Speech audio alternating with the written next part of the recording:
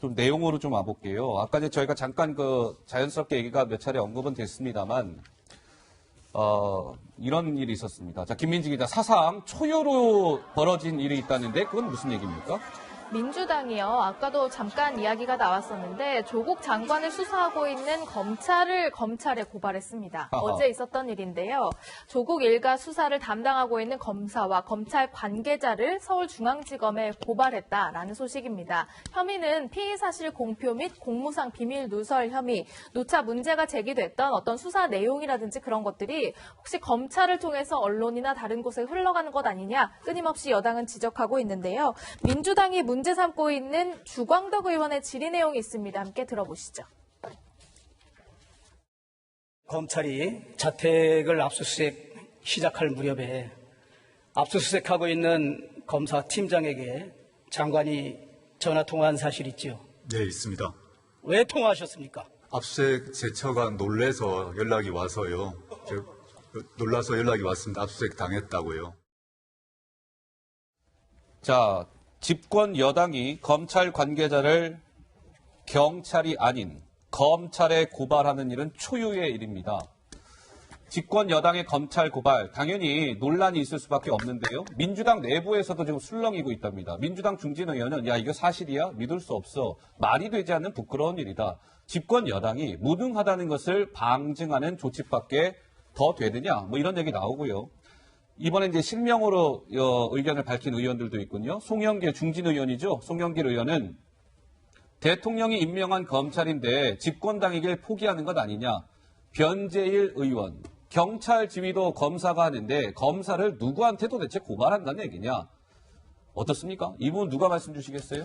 저는 개인적으로는 상당히 좀 아쉬운 조치인 것 같다. 왜냐하면 검찰 내부에 지금 개혁 작업이 되고 있고, 검찰 개혁 기획단장인 황희석 단장이 어제 이제 피의사실 공포와 관련돼서는 일벌백계하는 게 필요하다라고 해서 내부적으로 문제를 해결하려고 하는 움직임이 있는데, 집권 여당이 나서서 검찰을 고발하고 고소하는 이런 형태는 조금 저는 아쉬운 부분이 있습니다. 그렇지만 그럼에도 불구하고 서초에서 있었던 어찌됐든 100만 촛불이 이야기하고 있는 것은 조국 수호도 있지만 정말로 위임받지 않은 너희들에게 누가 그런 권한을 줬느냐라고 하는 물음. 그러니까 검찰의 너무나 어떤 횡포 이런 부분에 대해서 국민들의 목소리를 담은 집권 여당의 어떤 행동이라고 보는데요. 저는 집권 여당답지는 않았다라고 봅니다. 네. 그러니까 김 부원장이 집권 여당답지 않았다니까 진짜 집권 여당답지 않은 거죠. 검찰의 힘 빼기가 검찰 개혁의 본질이 아닙니다. 이 정권은 말이죠. 검찰이 어떤 정도를 가지고 있는지 몰라요. 왜냐하면 조국 씨도 검사를 안 해봤고, 이 검사한 사람들을, 이 특수부 검사들은요, 결대로 갑니다. 끝까지 가요. 그래서 제가 볼 때는 지금 이 타이밍에서 검찰 수사에 개입하고 고발하고 하는 것은 결국 도움이 안 된다고 보고요. 끝에 아마 굉장한 비극이 처해질 겁니다. 예. 그리고 지금 이제 피의사실 유포 뭐 이렇게 자꾸 얘기를 하는데, 아까 제가 말씀드렸잖아요. 자연스럽게 흘러나옵니다. 검찰에 있는 수사들이 자연스럽게 흘러나와서 결국은 그대로 갑니다. 보도되고 확인된 대로. 예. 그런데 저는 더 걱정이 이 집권 여당에서 이런 잘못돼서 흘러가는 부분들을 올바르게 지적하는 사람들이 없어요. 그럼 지금 송영길 검사 의원이라든가 변재일 의원 같은 경우 정말 이거는 고발하면 안 된다 하고 정말 아주 안타까운 마음에서 저런 말씀을 하셨는데, 예. 지금 이 정도가 됐으면 여당의 소장파 의원들 여러 가지 민심의 목소리를 당 지도부에 제대로, 청와대와 제대로 전달을 해야 됩니다. 예. 저는 이번 상황에서 만약에 여권이 지금 보면은 피의사실 공표 이런 거는요, 자잘한 얘기예요. 제가 봤을 때 대한민국의 대통령이 사실상 검찰에게 직접 지시를 내리고 검찰에 대해 가지고 여당이 무단 폭격을 하는 이런 상황을 막기 위해서는요. 아예 큰 틀에서 그러면 대한민국 제도 개혁하자고 얘기해 보세요. 예를 들어 대만처럼 아예 3권 분립을 넘어서 5권 분립을 가자고 하든지, 아니면 지금 검찰이나 아니면 감사원 같은 조직을 대통령 영향하에서 독립시키겠다고 하든지. 예. 그러면은요, 저 같아도 검찰개혁 구호로 제가 나가 시위하겠습니다. 근데 지금은 조국 수호가 메인이고요. 검찰개혁은 부끄러우니까 제 부처는 그냥 양념이에요. 이런 상황을 어떻게 지금 민주당이 자꾸 유도하는지 잘 모르겠습니다. 알겠습니다. 자, 지금 뭐 계속 집회가 진행이 되고 있고요. 혹시나 해서 좀 제가 말씀을 드려야 되겠네요. 저 광화문 광장에 위치한 곳이 이제 지하철 5호선 광화문역인데요. 광화문역이 지금 무정차 운행이 되고 있답니다. 저 집회 때문에요. 무정차 운행. 세종대로를 지나는 시내버스도 지금 다 경로를 바꿔서 뭐 사람이 저렇게 뭐 많이 모이다 보니까 혹시나 뭐 참고하시라고 제가 말씀을 드렸습니다. 자, 지금 어쨌든, 제 카톡에도 예. 이제 이 시위에 온다고 속속 여러 가지 오고 또 채널A 방송을 본다고 이제 문자가 오는데요. 완전히 이 안에 도심이 마비가 된 것 같습니다. 지금 교통 정도는. 그러니까 지하철이라든가 버스 이용하시는 분들은 이 광화문 반경 2km 내지 3km 정도는 걸어오실 생각을 하고 움직이시는 게 현명할 것 같습니다. 저는 이런 생각도 해봅니다. 저 많은 인파가 이제 뭐 함성을 지르고 하면 사실 광화문 광장과 청와대의 거리가 그리 멀지 않기 때문에 저 많은 인파가 한 목소리로 뭐 예를 들면 조국 사퇴라든지 무언가 함성을 외칠 때는 문재인 대통령이 머무르고 있는 청와대에도 저 소리가 쩌렁쩌렁하게 다 울린다면서요.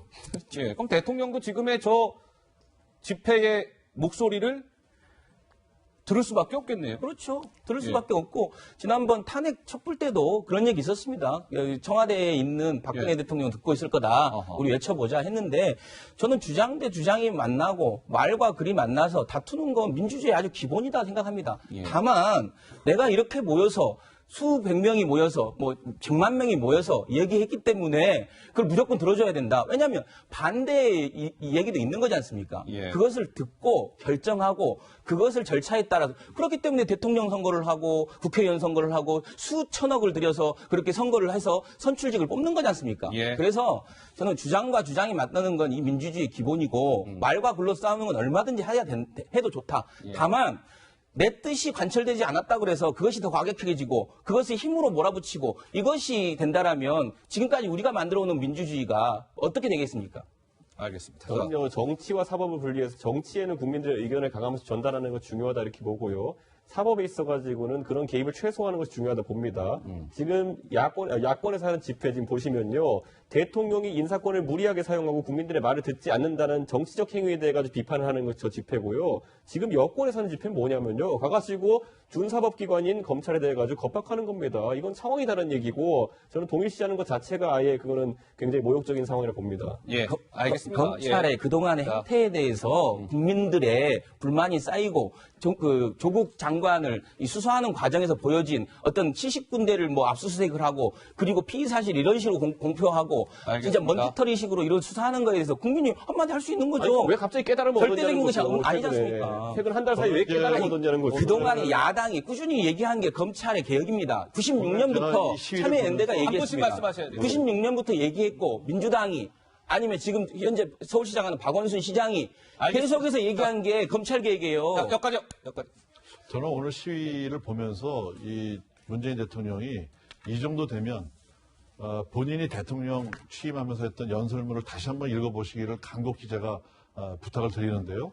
이 정도 되면 아마 정말 거국내격을 꾸려야 되는 정도가 된 거 아닌가 이런 생각이 듭니다. 예. 자, 민주당이 어제 검찰 관계자들을 고발했다라고 말씀을 드렸죠. 근데 반대로 이 여권 인사 중에 검찰에 이제 고발을 당한 인사가 한 명 있습니다. 누굴까요? 영상으로 준비되어 있습니다. 만나보시죠.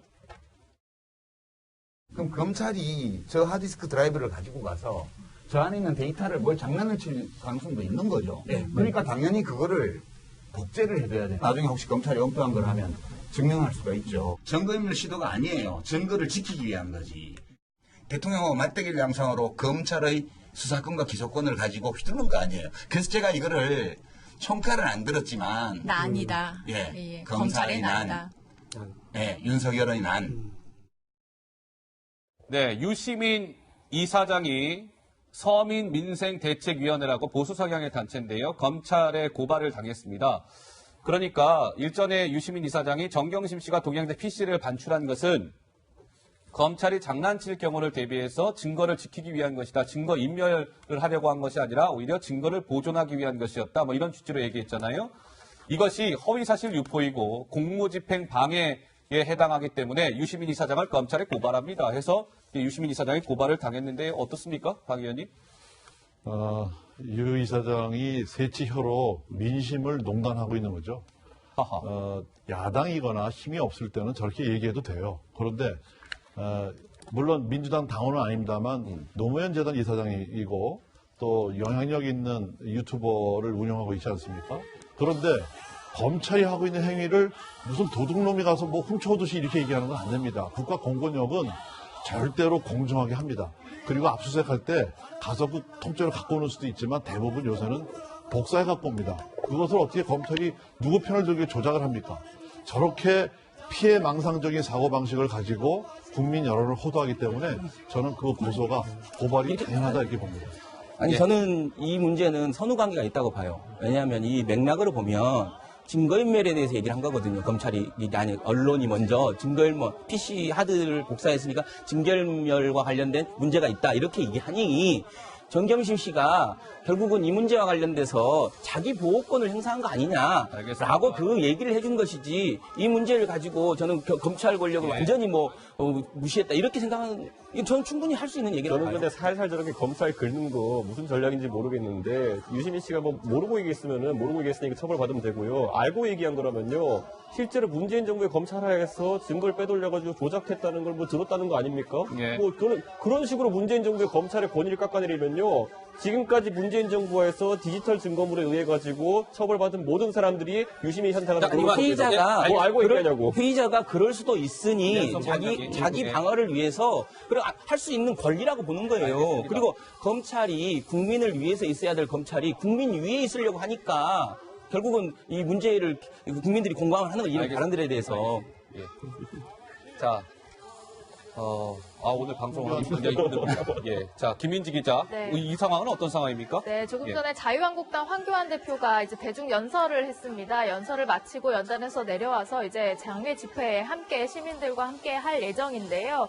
그 와중에 이제 김도읍 의원이라든지 다른 당 지도부들과 함께 이제 자리 이동하는 와중에 시민들이 이제 저렇게 사진도 찍고 같이 뭐 셀카를 찍어달라 이렇게 하는 모습을 지금 보고 계시는 것 같고요. 그 전 화면에는 뭐 민경욱 전 대변인의 모습도 잠깐 비쳤습니다. 예.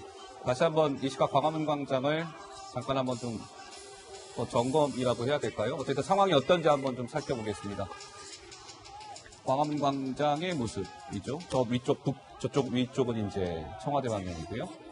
저희 사옥에 위치한 카메라가 한번 지금 광화문 일대를 쭉 이렇게 쭉 한번 훑고 있습니다.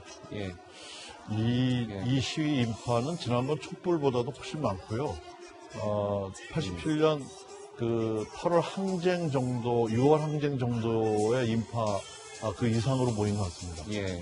그러니까 제가 뭐 정확하지는 않으나 저 광화문 광장 청와대 그 끝 지점 있잖아요. 거기서부터 지금 저 끝에 덕수궁 시청 있죠? 시청 저쪽까지가 아마 인파가 꽉 차면 한 100만 정도 되나요? 그렇죠. 뭐 정확하지는 않으나 훨씬 한 넘죠. 탄핵 100만 보면 그렇게 100만이라고 없나요? 했어요. 예. 그리고 이제 지금 더 되려면 저기 사거리에서 서대문역까지 거기까지 서대문역하고 종강역까지 여기까지 차야 이제 훨씬 더 크게 이제 완전히 이 카메라가 좀 동대문 종로 통속을 비춰주면 좋을 텐데 거기 안 들어가니까 종강역 방향도 이쪽에는 이제 안 보이고 있습니다. 지금. 예.